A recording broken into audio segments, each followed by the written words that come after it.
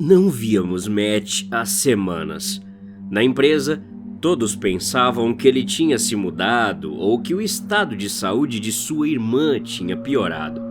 Nem mesmo nosso chefe sabia de nada e ninguém conseguia falar com ele. Imaginei que Matt ao menos mandaria uma mensagem. Depois de 9 anos de amizade, não achei que fosse simplesmente desaparecer sem dizer nada. Por isso, fiquei tão chocado quando ele entrou no nosso bar de sempre na sexta à noite.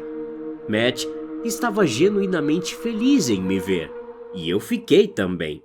Cheguei a pensar que talvez ele nem estivesse mais vivo.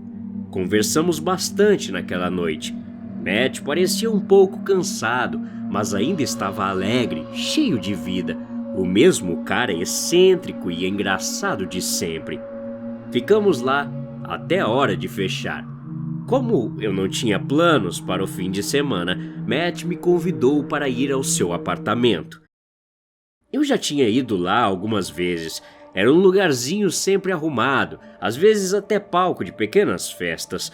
Ele costumava convidar alguns colegas de trabalho também, aqueles de quem ele realmente gostava. Mas, quando ele abriu a porta desta vez, fiquei completamente chocado com o que vi. Um cheiro nauseante me atingiu imediatamente. Pilhas de sacos de lixo se acumulavam. A cozinha parecia uma zona de guerra. Pratos sujos, restos de comida e pedaços apodrecidos estavam por toda a parte. Matt? Parei abruptamente quando ele abriu a porta. Tem certeza de que está tudo bem? Perguntei. Claro! Por que, Dan? Respondeu Matt imediatamente. Gesticulei em direção à entrada, apontando que o lugar todo estava uma bagunça. Simplesmente não tive tempo de limpar, sabe? Disse ele alegremente, acenando com a mão. Vamos lá, vamos tomar uma cerveja. Matt empurrou o lixo para o lado na cozinha e tentou abrir a geladeira, mas um saco de lixo grande e algumas caixas bloqueavam a porta. Dan, só um segundo, ele disse enquanto lutava com o aparelho. Pode ficar à vontade na sala de estar, já vou indo. A contragosto, concordei em deixá-lo na cozinha imunda. Com cuidado, me espremi pelo corredor estreito, desviando dos sacos de lixo e caixas fétidas. Quando cheguei à porta da sala de estar, ouvi um estrondo alto vindo da cozinha, seguido de alguns palavrões e Matt gritando que estava tudo bem. Um pouco tenso, saí do corredor cheio de lixo e entrei na sala de estar. Foi quando paralisei. Foi como cruzar uma linha invisível. A sala estava impecável, organizada e até cheirava a produtos de limpeza. Os móveis brilhavam como se tivessem acabado de ser lavados. Talvez Matt não estivesse mentindo. Talvez ele estivesse realmente bem, afinal. Então, meus pés se cravaram no chão. Alguém estava sentado em uma das poltronas de Matt. Uma figura envolta em um manto branco. Eu não conseguia ver seu rosto porque estava curvado e o longo manto a cobria completamente da cabeça aos pés. Apenas suas mãos eram visíveis. Unhas longas e amareladas, esfarrapadas e roídas. A figura estava sentada ali como um rei em um trono, com as mãos repugnantes apoiadas nos braços da poltrona. Fiquei ali parado, sem palavras. O que houve? Perguntou Matt atrás de mim. Virei-me, assustado. Quem é esse? Perguntei incrédulo. Não me olhe assim, disse Matt alegremente, me entregando uma garrafa de cerveja. Esse é só o meu colega de quarto. Seu colega de quarto? Desde quando você tem um colega de quarto? Perguntei, ainda paralisado na porta. Não vai demorar muito, respondeu ele, passando por mim e entrando na sala. Vamos, Dan, sente-se conosco. Um silêncio desconfortável pairou sobre a sala de estar. Matt estava esparramado no sofá bebendo sua cerveja, enquanto a figura estranha permanecia imóvel na poltrona, quase triunfante em sua quietude. Eu, por outro lado, estava ocupado procurando uma saída. Por mais que Matt insistisse para que eu me sentasse, falei que já tinha passado tempo suficiente sentado no escritório a semana toda e que preferia ficar em pé. Comecei a andar de um lado para o outro da sala. "Então, como você tem passado, Dan?" perguntou Matt, dando um gole em sua garrafa. Bem", respondi nervosamente, com os olhos fixos em uma foto antiga na prateleira dele. "Estou bem, de verdade. Tudo continua praticamente igual." O silêncio sufocante retornou. O tom descontraído e alegre que tínhamos no bar havia desaparecido. Ficamos sentados ali, sem jeito, 3 estranhos presos no mesmo ambiente. Matt", finalmente tomei coragem. "Acho que eu preciso ir embora. Eu tenho algo para fazer amanhã", falei.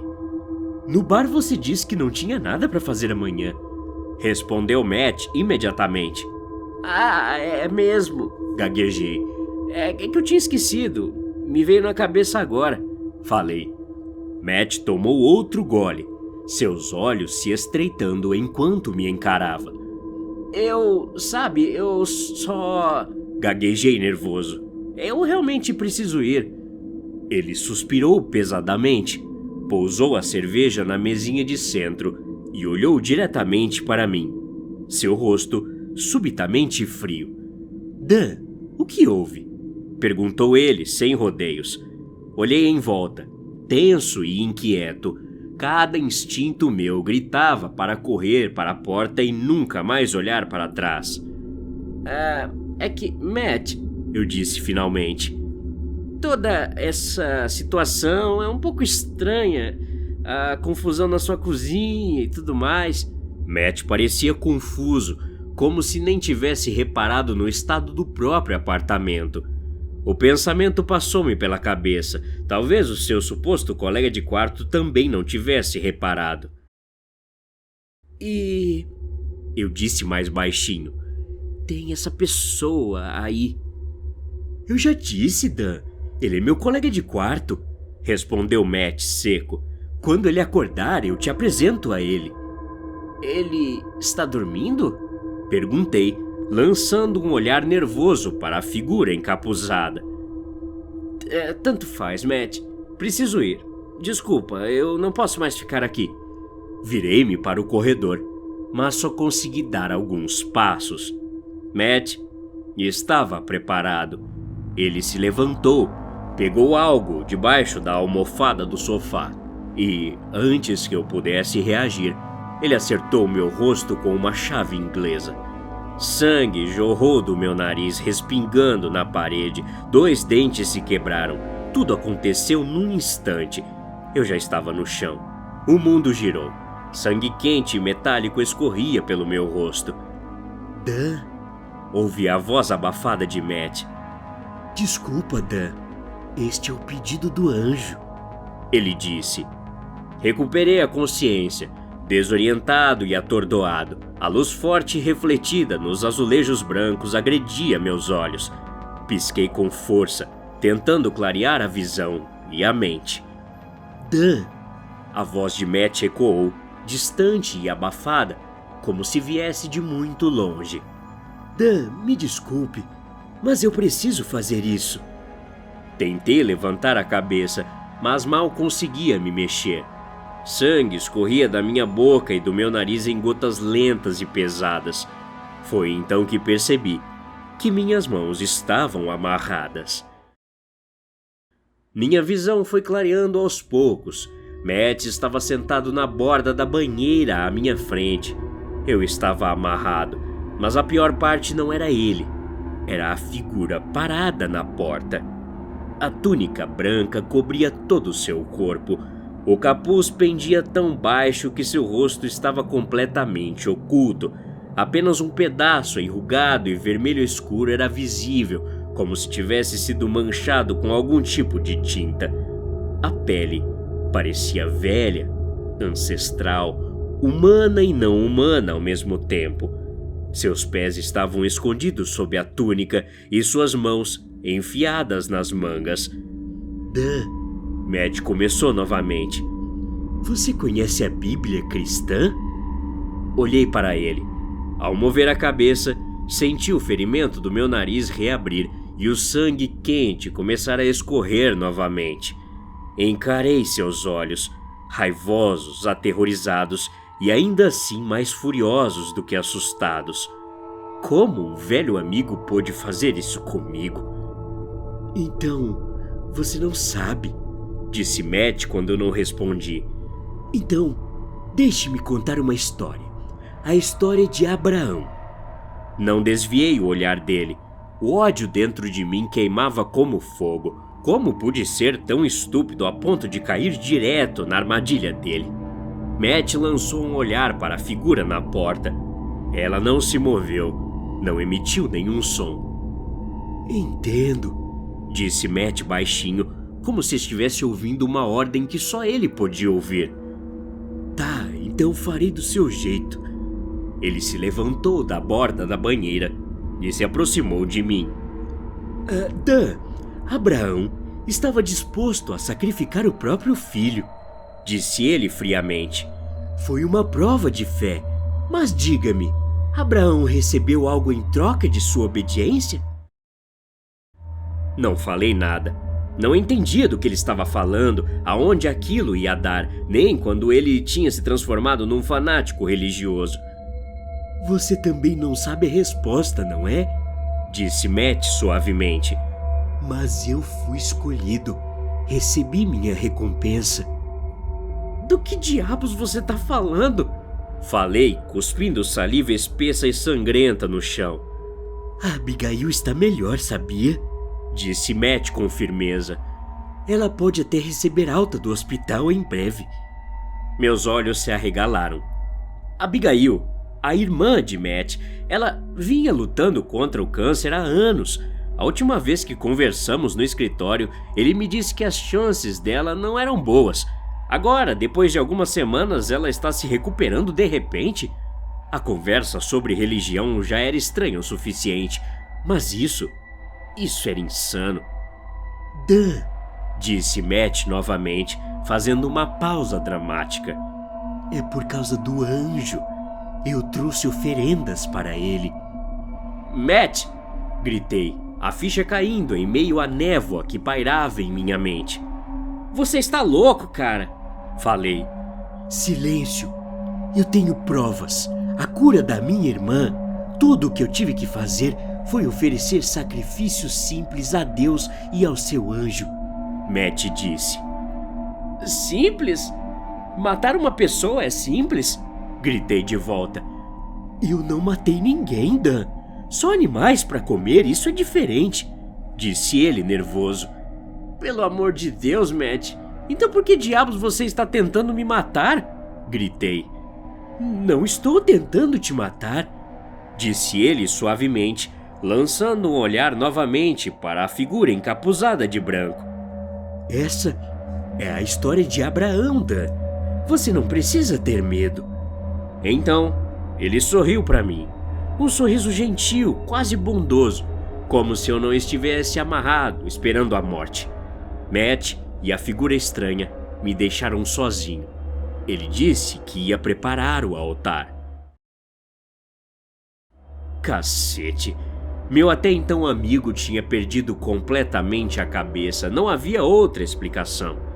E aquela coisa de vestes brancas, eu nem tinha certeza se era humano. Precisava escapar antes de me tornar algum tipo de sacrifício. Puxei minhas mãos, tentando soltar a corda que prendia meus pulsos, mas ela não se mexia. Dan, o que está fazendo? A voz calma de Matt veio da porta. Ele ficou ali parado, observando-me tentar sair. Em sua mão estava a mesma chave inglesa que ele usara para me nocautear. Levantei minhas mãos amarradas o máximo que pude, rendendo-me. Matt caminhou lentamente em minha direção. Seus movimentos eram calmos, naturais, como se estivesse se preparando para um churrasco de fim de semana, não para um sacrifício. Ele desatou o nó e me ajudou a levantar. Minhas mãos ainda estavam amarradas, mas pelo menos eu estava livre. E não desperdicei a oportunidade. Empurrei-o com força. Ele caiu para trás na banheira e eu corri para a porta como um coelho assustado. Mas assim que cheguei à sala de estar e me virei para o corredor, a porta bateu com força na minha frente. Parecia que uma rajada de vento a tinha fechado. Agarrei a maçaneta e puxei com força, mas a porta não se mexeu. A própria maçaneta se recusava a girar. Quando me virei novamente, Matt já estava saindo da banheira e a figura encapuzada tinha emergido da sala de estar. Por um breve instante, vi o que havia lá dentro e soube imediatamente que preferia morrer do que entrar. As paredes estavam pintadas de vermelho, provavelmente com sangue. Velas queimavam por toda parte e o que pareciam ser partes de animais pendiam no teto. Mas o que mais importava era ver meu celular no sofá. Com um salto rápido, o alcancei. Matt ainda cambaleava para fora do banheiro segurando a cabeça. A figura de vestes brancas não fez nada. Simplesmente ficou parada na porta.